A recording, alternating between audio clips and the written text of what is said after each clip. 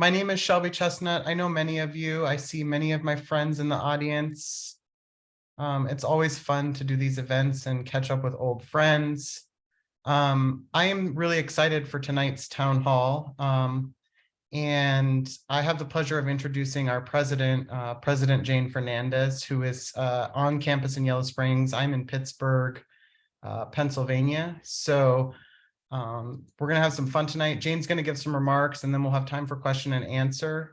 So I'm going to pass it to you, Jane, to kick us off and get to the meat of tonight's event. Okay, good evening, Antiochians and friends of the college. Welcome to Antioch's 2023 Virtual Town Hall. I'm Jane Fernandez. She, her, or inclusive they, them are my pronouns. Having the honor of serving as president of Antioch College since August of 2021, I'm looking forward to sharing news about our important work toward creating a sustainable college and engaging this evening in a thoughtful conversation together. We need your engagement, and I thank you for being here. I'm very honored by our alumni present this evening, knowing how generous you all have been to the college, giving of your time, talent, and treasure reliably over years. Antioch still stands proudly as one of our nation's most distinctive places of higher education, in most part because of you. Please accept my awe and heartfelt thanks for all you have done to keep this great institution alive and educating as no other. During my time as president, I have understood more about higher education's changing student demographics. And I became motivated to create with my team, including our trustees, the president's initiative, a major and transformational gift strategy, and a new social enterprise business model and budget plan for the college. As these creations emerge, we will be well prepared for Antioch's bright future.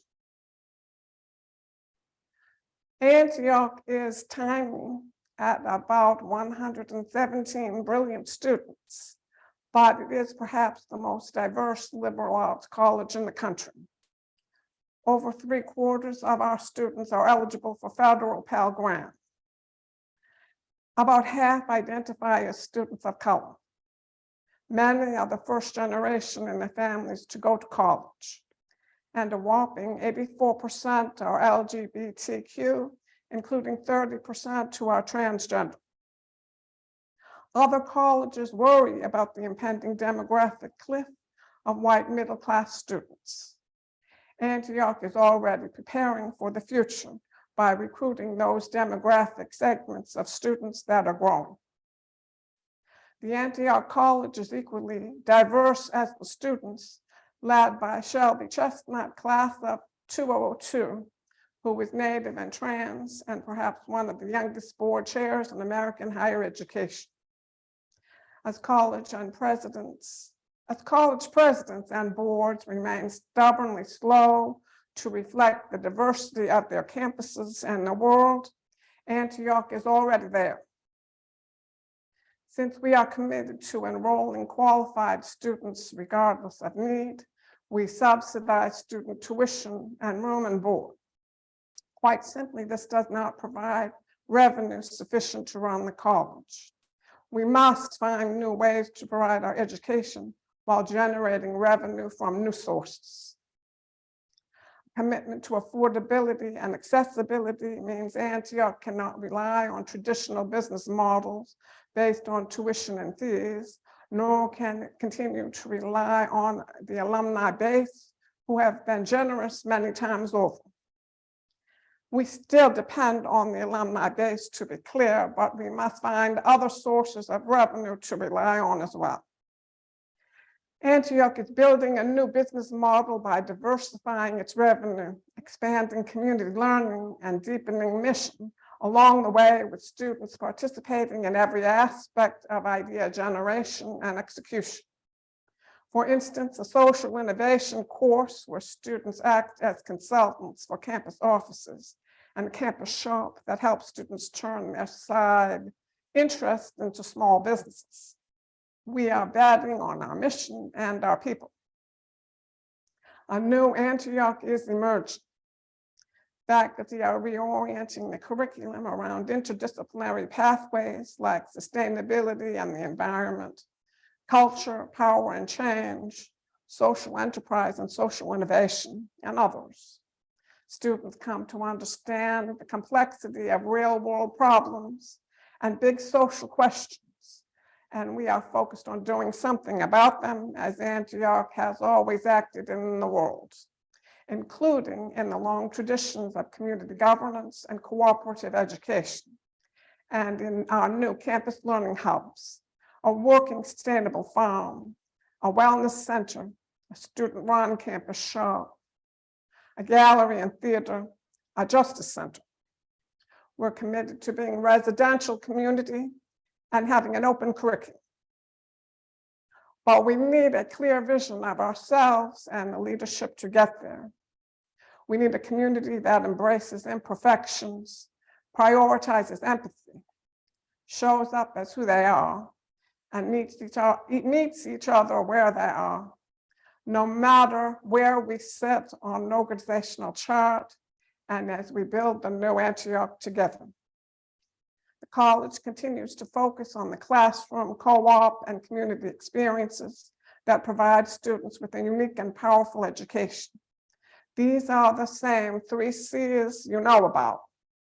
The reimagined business model, one that builds upon our mission and enables new revenue generation, introduces the 4th C, campus learning hubs.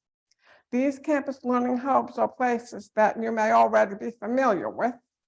However, this approach better articulates their importance in both the role of learning outside the classroom for our students and the ways in which Antioch can engage with the village community and the broader community thoughtfully, intentionally, and sustainably, and generate more revenue for the college in the process. Campus learning hubs include the Coretta Scott King Center for Cultural and Intellectual Freedom. The center honors the legacy of Antioch's renowned alumna and will host workshops, lecture series, and symposia to engage the community in dialogue and foster organizing and activism for racial and LGBTQ justice. The Antioch Microfarm, which is developing a high-yield model of low acreage farming to address food scarcity in rural and urban areas. The innovative science behind this model has garnered significant attention and support. In fact, programs are actively being developed now to provide permaculture certifications through our Antioch Microfarm. The Wellness Center is the focal point for the community and has received tremendous support for its programs and amenities. The Wellness Center offers unique programming for people of all ages to come and promote their maximum physical health through fitness, sport, and mostly play. The Herndon Art Gallery is a regional arts destination with exhibitions and arts programs that are highly collaborative, interdisciplinary, and fully engaged with contemporary global issues. The Antioch Review will gradually be revived together with the Writers' Workshop to be led by Professor Brooke Bryan, who's returning to the faculty after years of excellent service as Dean of Cooperative Education. The Foundry Theater is the place that should serve students, faculty, staff, and community members who believe freedom of the imagination is an essential force in a healthy, dynamic, and just society. Live performance enraptures us, changes the way we think and feel, and allows us to enter and experience culture, class, race, gender, sexual orientation, sexual identity, and ableness through completely different points of view. The Foundry Theater is a place where performance is a vehicle for social change, and that change often begins with self-awareness and transformation. The Olive Kittery Library, C-Sharp. While the library is obviously a very important learning hub for our students already, this is the primary resource for research materials through Ohio Link. Community members can access the consortium of over 100 libraries in the state of Ohio and millions of items. The Antioch archives live within Antiochiana, which is housed in the library.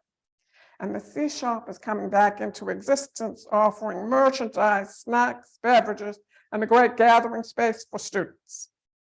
The directors of these campus learning hubs have been doing an excellent and hard job in providing and imagining ways that these college assets can be fully leveraged as places of learning and broader community engagement. I'm grateful for the continued efforts in providing real, tangible, and substantial contributions. Our new organizational structure brings together all of our activities into 4 key areas that reflect our core mission and interconnectedness. Each has a leader ready to help turn Antioch in a new direction. Some with many years of experience at Antioch, and some bringing many years of experience elsewhere. The first is academic and student affairs. Academic and student affairs are linked together and create a shared academic and co-curricular vision based on interdisciplinary strengths, social change, meaningful work, and liberal arts in action. Brian Norman, our provost, leads this area. He joined Antioch last July and brings senior leadership at a variety of institutions and roles to his work here. Brian and the faculty have worked hard over the past year together to create areas on interdisciplinary focus for our curriculum. These include culture, identity, and social change, global studies and engagement, social innovation and social enterprise, socially engaged arts, media, and creative practice, and sustainability and the environment. Brian will lead development of the campus hubs, mission-focused experience courses for our students, and revenue generators for the college with new kinds of students, including undergrads who may only want to stay for 1 year, students from other colleges who come for the summer, those who want to take specific courses and leave, or adults who want to complete their degrees, and other learners that are new to us. Next area, constituent and community building.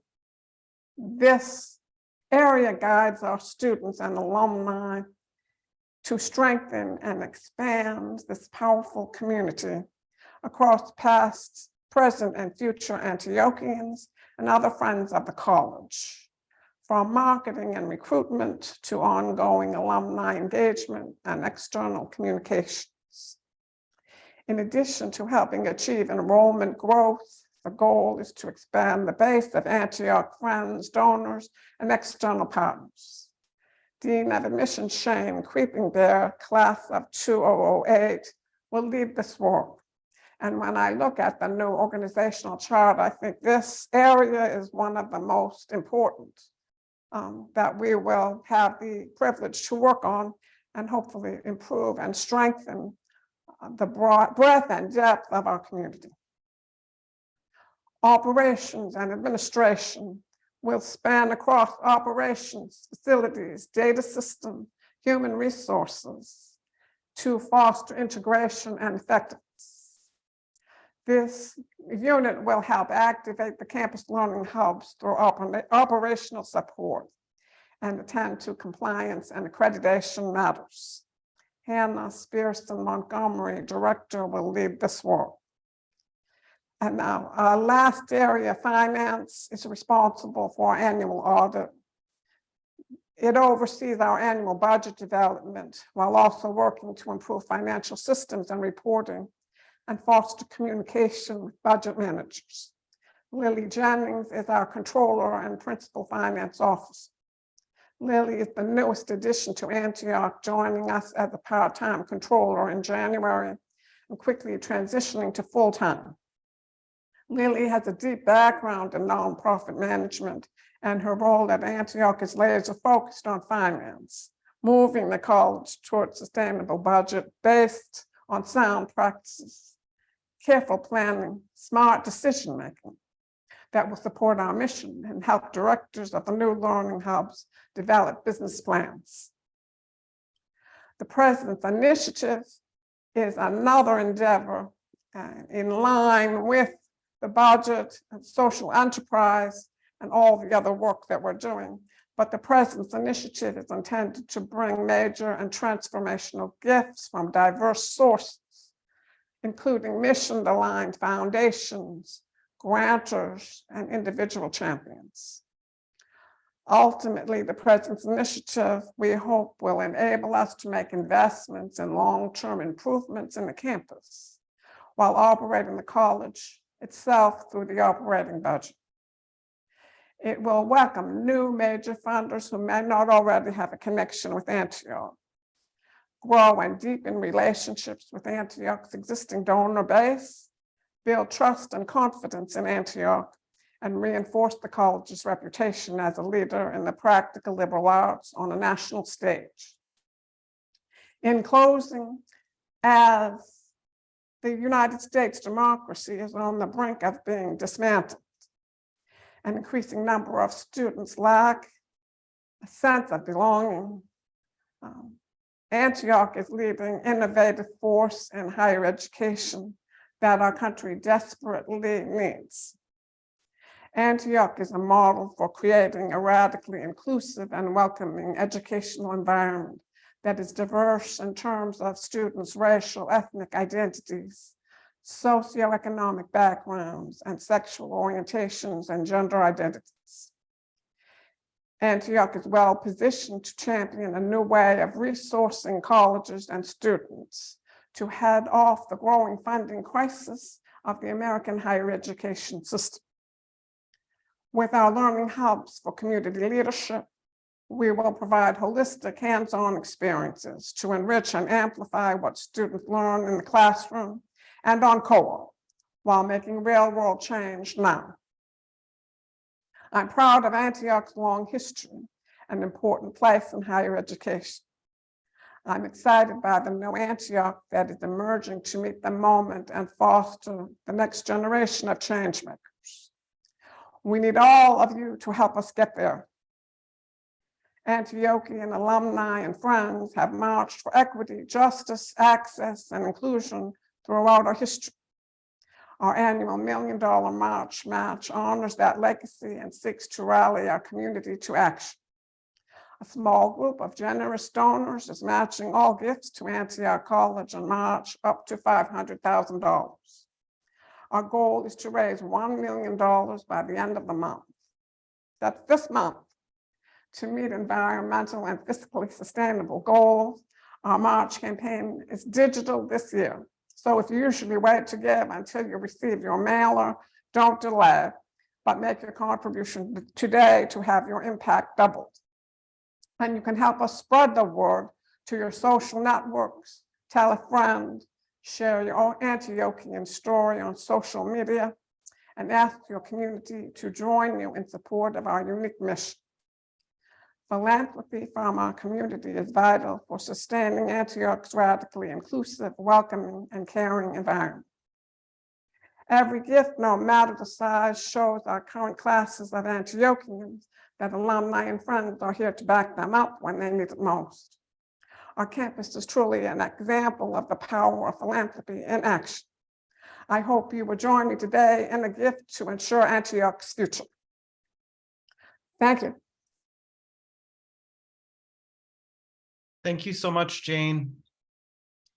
Wow, it's incredible. We have over 100 people here, it seems, and I'm just catching up with old friends in the chat. It's awesome to see everyone here. I'm going to manage our Q&A here, and we have one question from Steve, and I'll read it out loud, and then I'll also put it in the chat so folks can keep an eye on it. As the co-op program is currently functioning, about what percentage of students have multiple experiences setting up and working and living in some location other than Yellow Springs?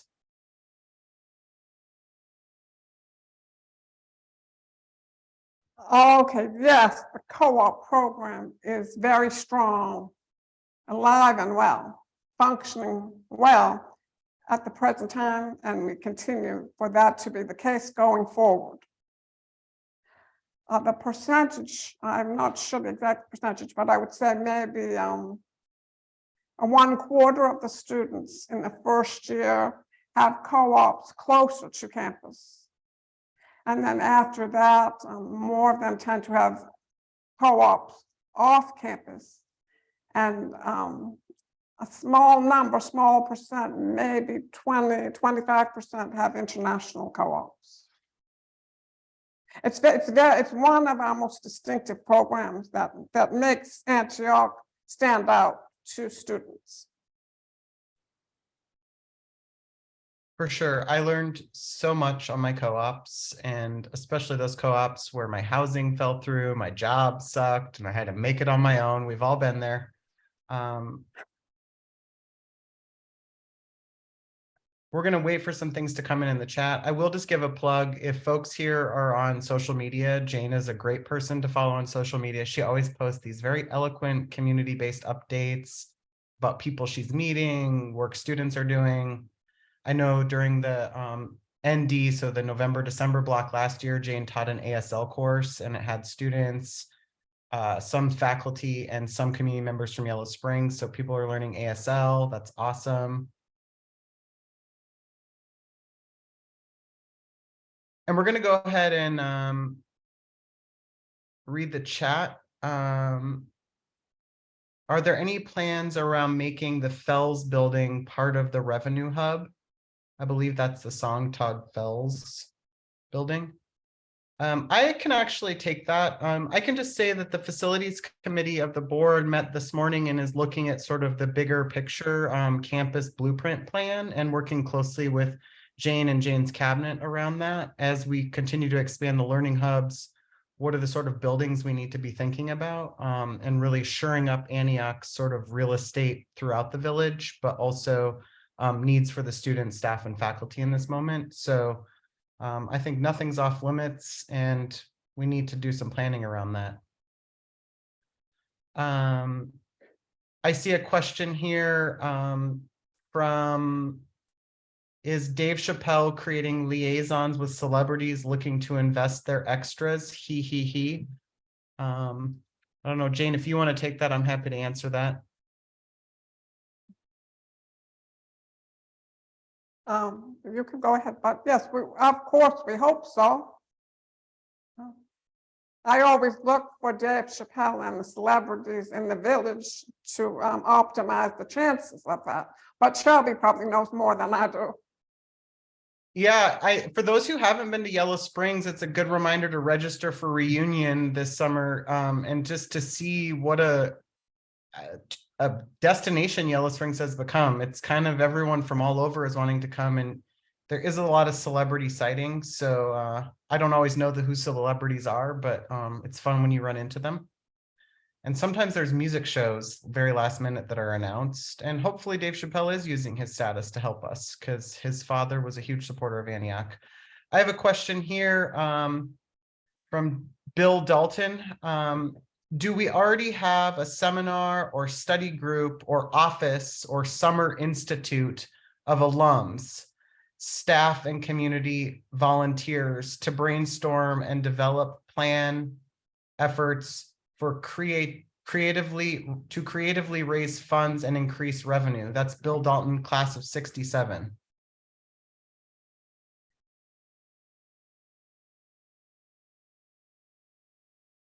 And I don't know if we already have a group like that, but I can bet we are working on it. Bill, I feel like that's a good one to do some follow-up on, and just get plugged into the learning communities and learning hubs, because we definitely need all of our thinking. I have another question here. We've been trying to operationalize campus assets for many years. What makes the current approach distinct from other attempts? Great question. Well, why now is it different? Because we will do it. That's for one thing. We need the hubs as an essential part of the college and its ability to increase students, types of students, and raise a little more revenue for the college. So it's something that the college needs to do in order to function, to be a successful college. We have to find more ways to generate revenue. And we hope to also draw more students. So through the hubs, which we are committed to creating, we'll be able to attract a range of students who could learn within the hub environment, and not necessarily in the college course, but within the hub itself. And students can also benefit from that, as well raise some more money for the college. Seems like to me it's an existential question. We really don't, we don't really have a choice, we have to do that.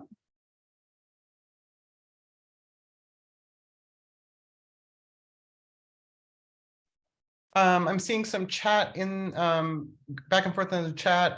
It says the Justice Center. What and where is that? I'm going to guess that was the Coretta Scott King Center, focusing on equity and justice, but I could be Yes. wrong. Jane, correct me if I'm wrong. So I have a question from my friend Judy Yes, Church, that's right. who I saw just last week in New York, who pulled together a lot of alumni in support of Antioch College. Always a pleasure to see you, Judy. So can we talk about what is the status of the Antioch Review? Is there a new editor-in-chief? Question mark. Brooke Bryan will start the process of recreating the Antioch Review. I think Brooke may be the editor at the beginning, but then over time, as we generate subscriptions and funds, we probably will hire an editor. We don't have the editor as of yet, but I think Brian may know something more about the Antioch Review more specifically. Brian, if you want to say something. Sure. Thanks, Jane. I'm trying to not get ahead of ourselves and give our dear colleague Brooke Bryan a deserved and agreed upon rest as she transitions out of her really important tenure as the Dean of Co-op and returns to faculty, and one of her projects will be to help us reactivate the Antioch Review and the Antioch Writers Workshop as something that's really important to Antioch and such a huge reputational and learning opportunity, as well as opportunities for revenue generation. So she will spend a couple of years helping reactivate that. And as Jane said, will have a managing editor role, but also much of the work is about getting things back up and running and building it out and reimagining it in advance of probably hiring externally for an editor a couple years out. And more on that to come, but not until the fall. Brooke will be taking a short break. That's great to hear. And I know I'm a big supporter of the Antioch Review over the years, so yay. And I have the next question here, which is from another Antioch champion, John Knox in the Bay Area. Could you tell us about the new strategies for involving alumni with admissions?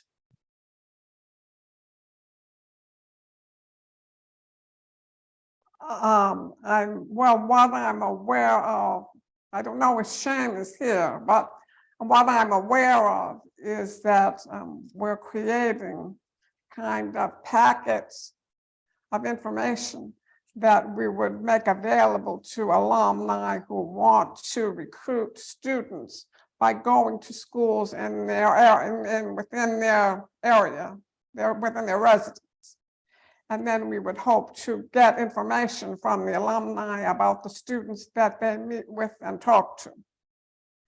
And then there are some other thoughts about how to include alumni in admissions through gatherings in their homes, whereas we now, as I just went and had a meeting with alumni in a home, instead of that, we would have alumni invite students that they're aware of in their area, and then Antioch would go to the homes and meet the students as a recruitment strategy, things like that.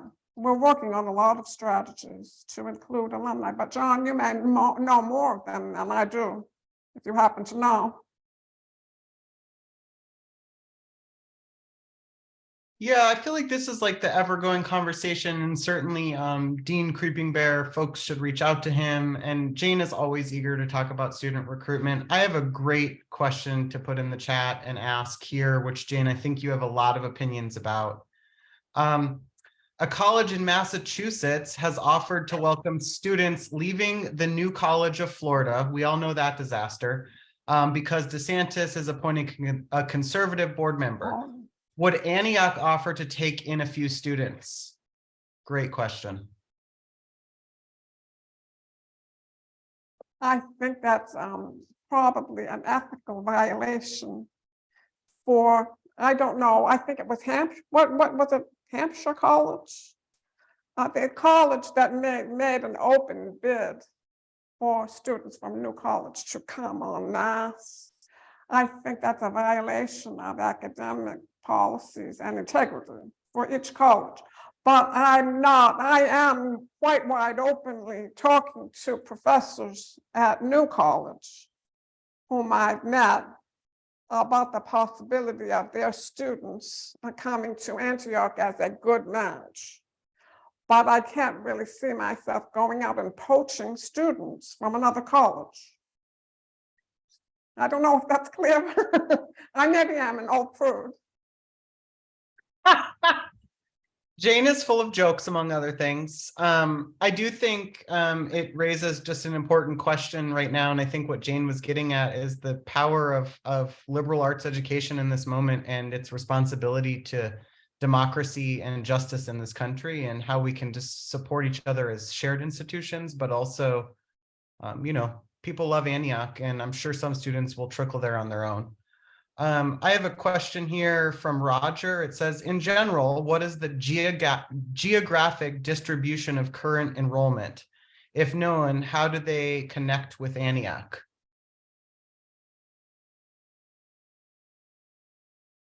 I think most of our students are from Ohio now.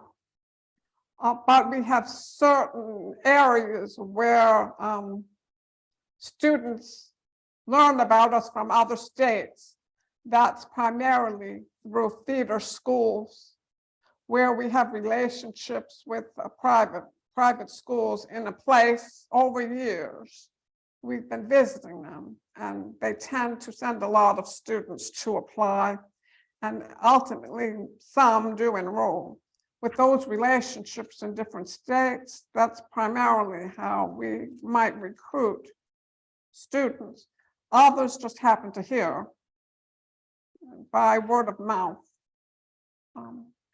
probably based on what the experience of the current students or students in the recent past has been.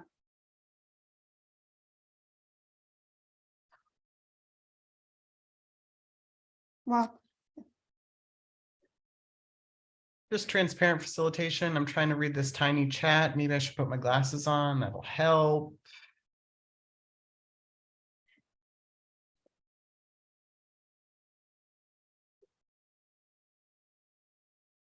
I see something from owner, which might be Clinton owner, if I'm mistaken. A way to use that secret name. Circling back to the Antioch review, what types of consultations occurred with former advisory board of the review? Will members of the advisory board continue in their previous role, or does the college have other plans?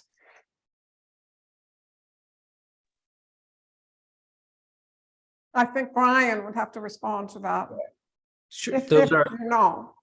sure. Those are really important questions that are part of that reactivation period that will start in the fall. So we're trying not to get ahead of ourselves, but those are exactly the right questions.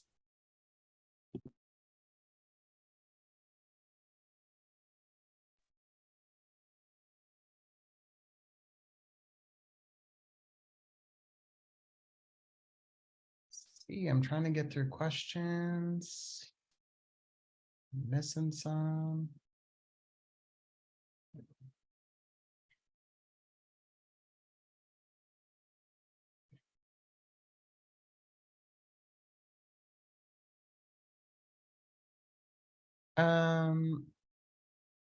So I have something from Robert Goldsmith, who I know is a big supporter of the college, actively engaged on the alumni board. I'm going to read it out loud. I'm not sure all of it's a question, but maybe there's some question in there. Enrollment is too low, therefore there are no economies of scale in running the institution. The college lacks a national recognition and therefore hinders admissions. As a result, attracting students is generally limited to the surrounding states. Besides paying off Antioch's debt with much of higher interest rates, how will the 50 million that you plan to raise help resolve the above issue? I think those are the questions that keep Jane up at night and why she's a president. Jane, do you have a miracle to save higher education?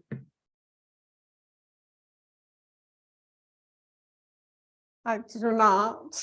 I do not have a miracle.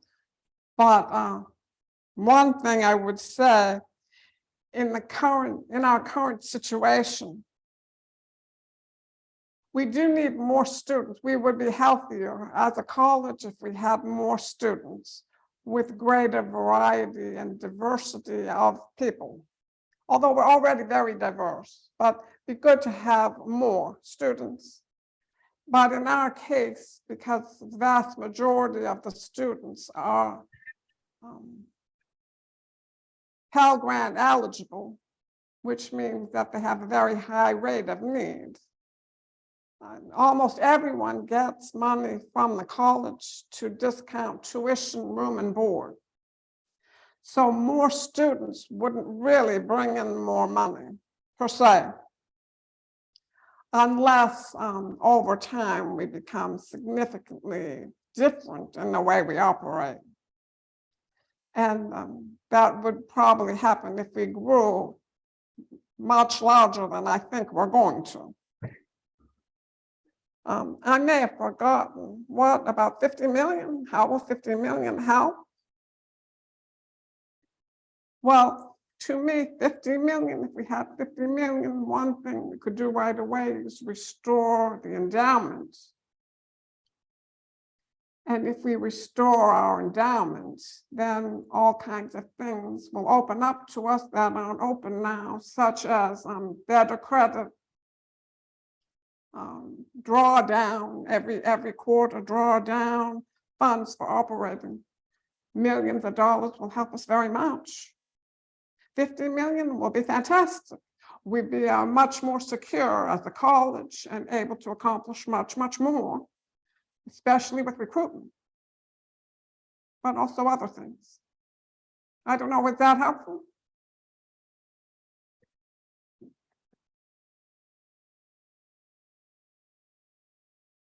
I'm seeing some conversations around the 50th anniversary of Antioch's strike, and it seems like Tristan maybe answered that. Am I right?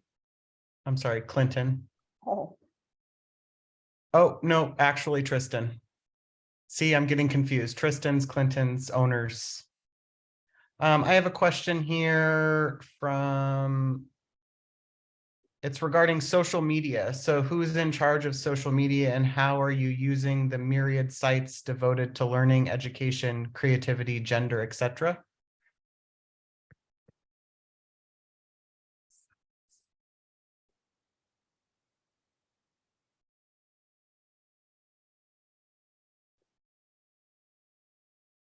we've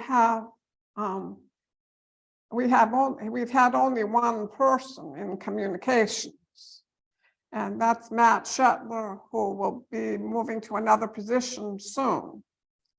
But regardless if it's Matt or someone else, they are doing Facebook, Twitter, Instagram. I forgot, they're doing a range of things in social media in terms of press releases, in terms of internal communication, external communication. The web page, it's a lot for one person to handle. So one thought we have about approaching that is perhaps to have smaller contracts, not a big contract, but smaller contracts with individuals who could help us with specific aspects of our communication if we develop the strategy. If we are able to give the people we contract the strategy, then they could help us to promote material. It's a problem for us. I think communication is our biggest challenge. Internal and external communication is definitely our biggest challenge, and one that I hope we can work on. If we had 50 million, we certainly could do better with communication. Maybe someone will give 50 million tonight.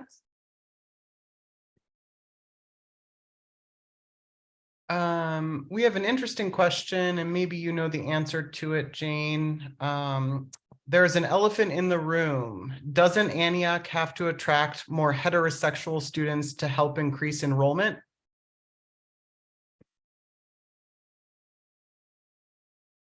I don't honestly, I've been asked that a lot, but I really don't think so.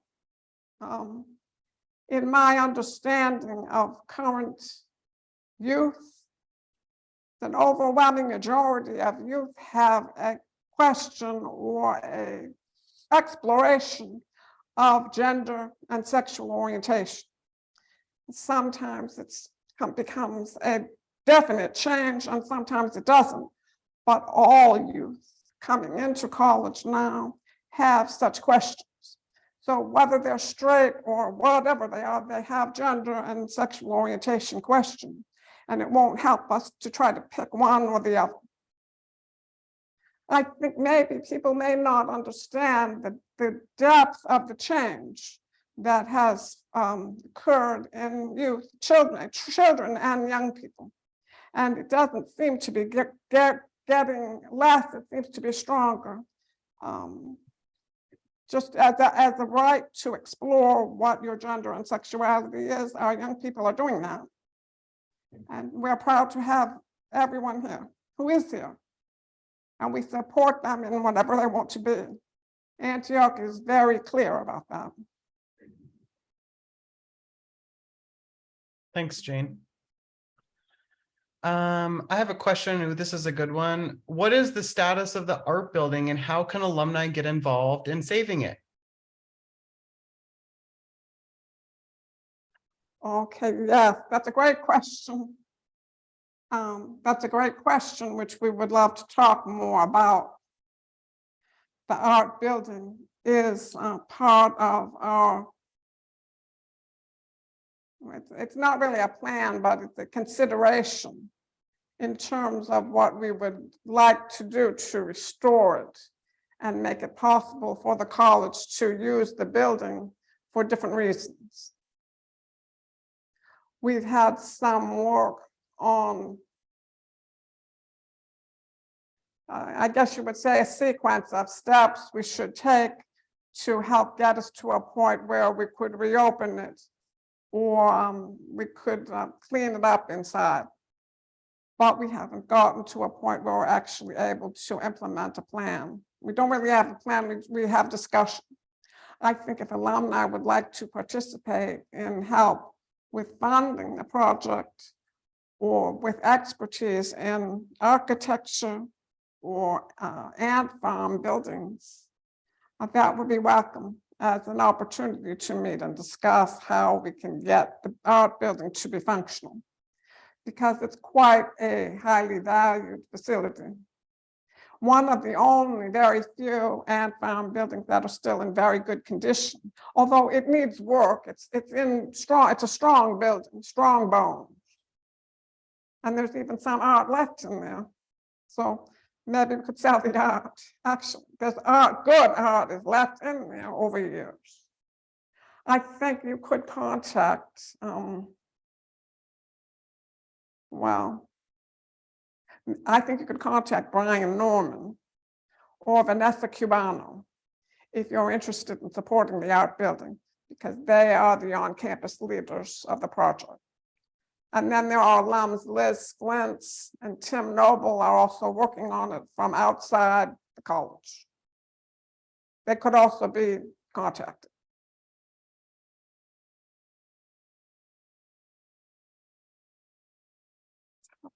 You know, I'm seeing some general questions around admissions for next year, Jane. I'm wondering if you could give us some Antioch by the numbers in terms of where we're at for recruitment and admissions for next year to date, if you have them.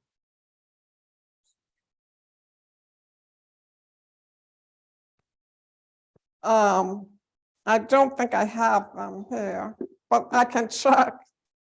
Maybe ask me another question while I'm looking. I have a I can say one thing. I can say we are, compared to last year, we're doing well. Okay, I have it. Can you believe it? I have it, okay? So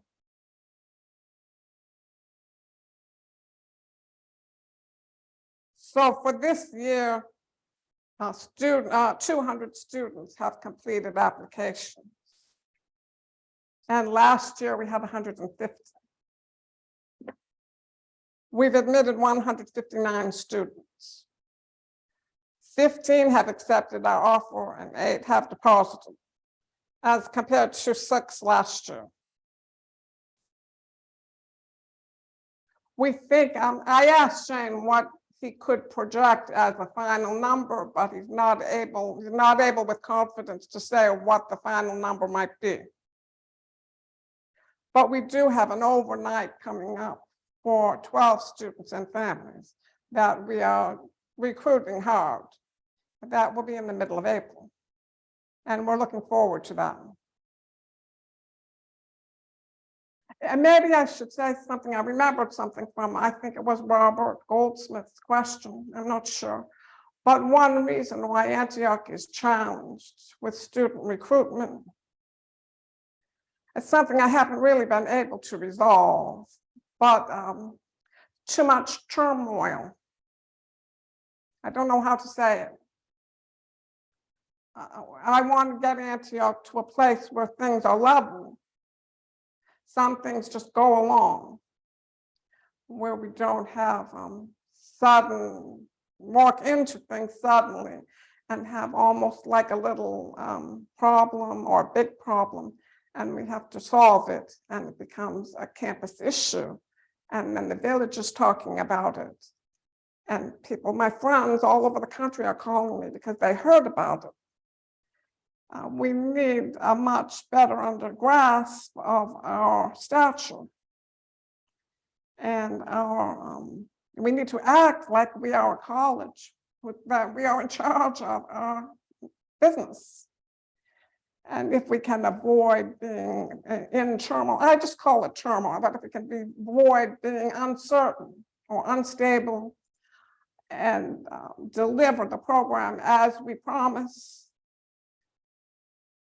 be what we say we are to the students, faculty, and staff, we have every chance of recruiting plenty of students.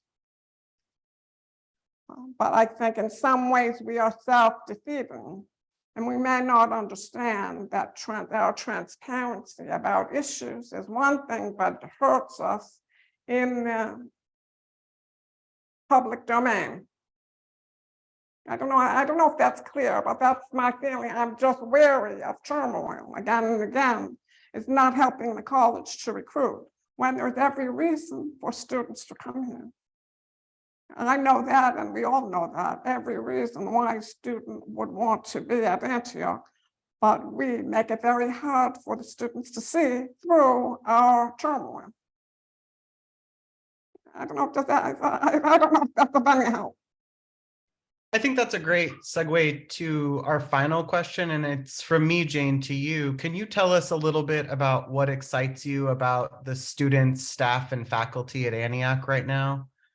Maybe give us, all of us that aren't there, some highlights of what's going on campus and what you've been talking to students about lately.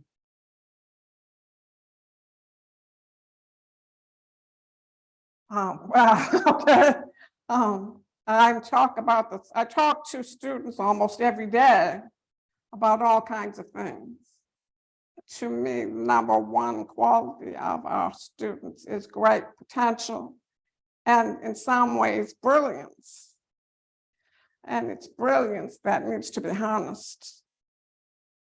So what I talked to some students this morning about the idea of having an Antioch Victory Festival in May.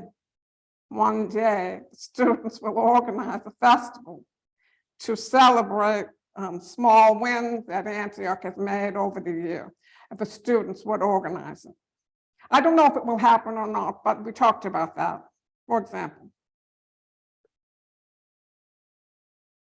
I've talked to students about issues like they don't like their dorm room, or they don't like the person living near them in the hall, and just different ways to help students resolve everyday matters on their own. I've talked to students who wish to have a better, stronger science department.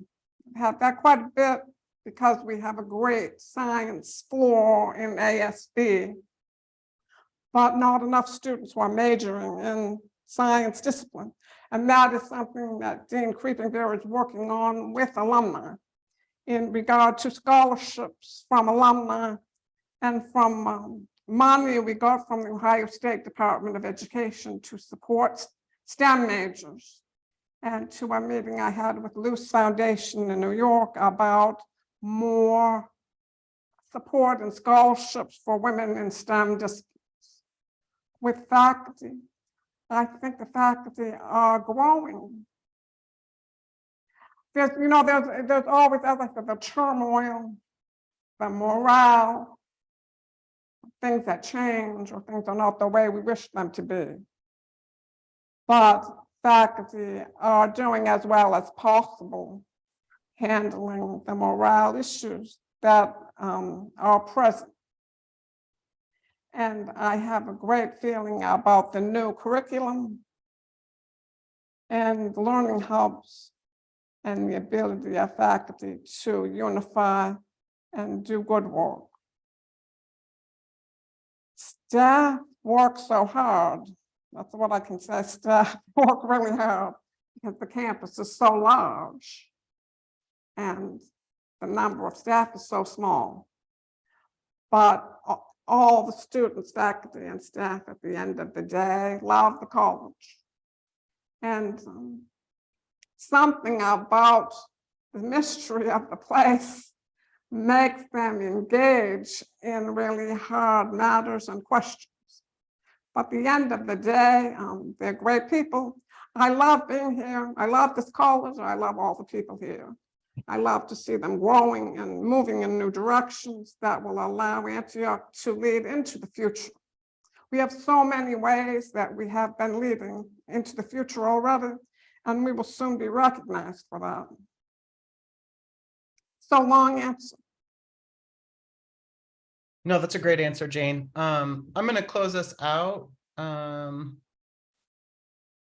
And just say, I think there's a lot of questions and folks should feel free to follow up with staff people. I know Jane's inbox and phone is always open. She always takes time to personally respond to alumni who inquire. So know that you get that from Jane. And if you haven't been on campus recently, I would really encourage you to. I think as COVID restrictions are loosening and we're kind of re-emerging into the world, campus is there and it's awesome. And I know Meg has put in a lot of links for reunion. Definitely register for reunion. I'll be there. I know Jane is going to be there. We had a lot of fun last summer. So I'm going to pass it to Meg, who's going to close us out, and we can go from there. Great. Thanks, Shelby. Can everyone hear me okay? Okay, great. So hi, everyone. My name is Meg Miller, she, her, class of 2015, and a member of the advancement team now, happily. And I just wanted to close us out and say thank you to Jane for her time and insight into the college, and want to take a moment to thank all of you folks here for participating in our community. I always love to hear from our alumni, and we always have very spirited conversations. So I was happy to see that play out tonight as well.